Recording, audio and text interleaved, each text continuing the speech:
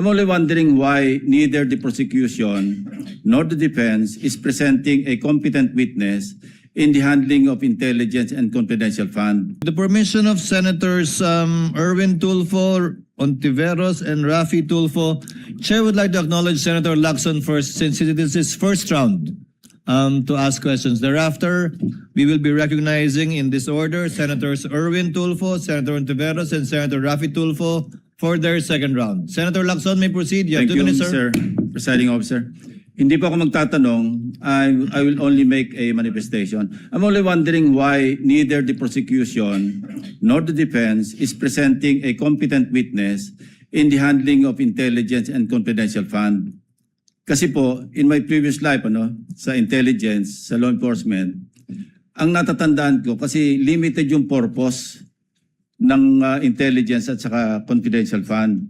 Nagtataka lang ako, nakita ko yung regularity ng withdrawals ng cash, parang every quarter, except for December, December 20. So sana kung para ma-educate kami, at saka magkaroon kami ng informed decision later on, sana meron tayong competent witness sa pag-handle ng intelligence fund or confidential fund. Para nang sa gano'n naman, ma-appreciate namin at matanong din namin sarili namin, regular ba yung every quarter kasi January, April, tapos July, di ba? Parang regular eh.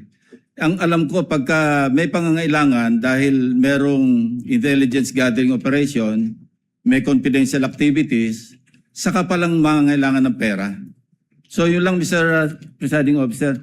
The defense may also respond or comment with the prosecution. Thank you. We will recognize both sides, but recognize first to respond to the inquiry of the manifestation rather of Senator Judge Lacson. The Honorable Chua, you may proceed, sir. Thank you, Your Honor. Your Honor, we will be presenting our witness, pero hindi po siya yung testigo po pagdating po dyan. In time po, we will be presenting witness or witnesses that will explain yung manner po ng confidential. Kasi I asked my staff, wala po sa listahan ng testigo na meron tayong competent witness.